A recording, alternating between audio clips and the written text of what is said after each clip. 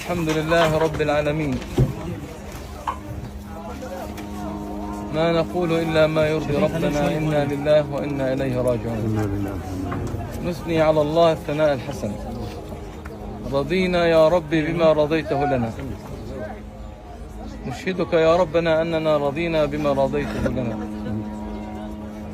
بالأمس كان صالح يودع زملائه من الصحفيين الذين ارتقوا إلى العلا من قبل، واليوم زملائه يودعونه، وهي رسالة يا إخوة.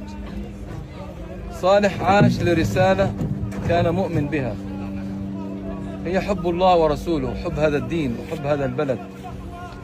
جاءته الفرصة ليخرج من هذا البلد أكثر من مرة، ولكنه أبى ورفض. كانت آخرها أن يخرج مع أمه المريضة، وكان سببا وجيها لأن يخرج مرافقا لها، لكنه قال لي بالحرف الواحد: يا أبي، أنا لا أخرج من هنا إلا إلى جنات العلا. لا أترك غزة ولا أترك رسالتي. هي رسالة حملها على عاتقه يوصل معاناة أهل غزة،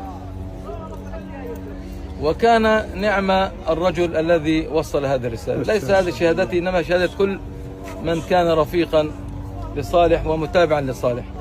جاءتني رسائل كثيرة ومعزين كثر واتصالات من الداخل والخارج.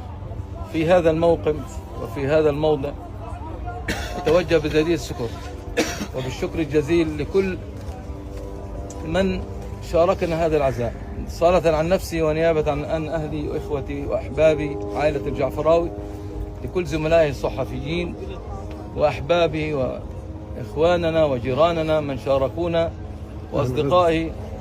فهذه اعتبروها بمثابة كلمة شكر للجميع. ونحن يا إخوة على الضرب سائرون. اليوم